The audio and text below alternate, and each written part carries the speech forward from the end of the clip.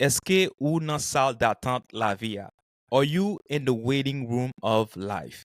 Sou pa djwen chans ou diran semen nan pou li bibou. Stop everything that you're doing right now.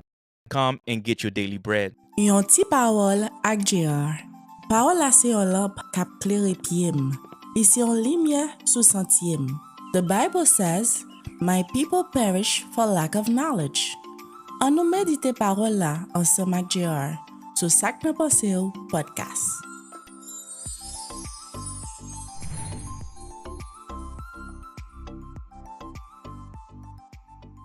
Comme toujours, nous essayons de partager ensemble avec vous des principes bibliques. Quelques petits secrets ou ka cultiver la caillou pour mener ou dans destinée ou. Là où gen un rendez-vous docteur, là où il vient dans office li, souvent you have for tant de docteurs non salle d'attente.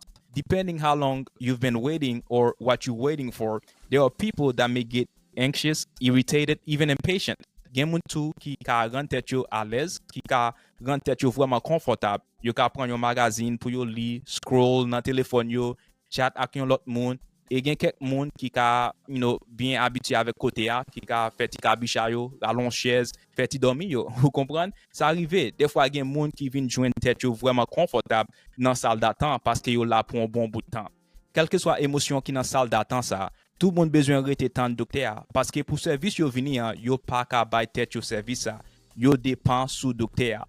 Just like you see at your doctor's waiting room where many people are waiting and feel helpless.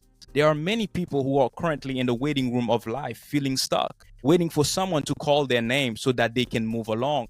There are people in the waiting room of life, waiting for a door to be open, hoping that it will be their turn so that they can come in. There are people too in the waiting room of life, waiting for someone to give them the approval of their life and the affirmation of their purpose. There are people in the waiting room of life for so long who have gotten comfortable that the room become their permanent address. Si vous sont croyants, yon chrétien, li important pour connaître qu'il y a une différence entre les ou dans salle d'attente la vie ak les ou dans salle d'attente bon Dieu. Les ou dans salle d'attente la vie, c'est pas où qu'a vivre la vie, c'est la vie qu'a vivre. C'est la confort, complacency, paresse ak la pérez peso. In Isaiah 40 verse 31 says, "But they who wait for the Lord shall renew their strength. They shall mount up with wings like eagles. They shall run and not be weary. They shall walk and not faint." You see, when you are in the waiting room of God, le ou nan salle d'attente bon Dieu, being patient doesn't mean being complacent.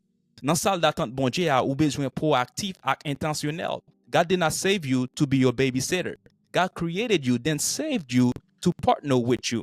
Meaning you should not find yourself in the waiting room of life because you are now an assistant to the doctor many people are waiting for. Meaning you have access to the same tools that God have access to. En pile nan nou comme chrétien, nous chita aptan pour bon Dieu ouvrir yon porte pour nous.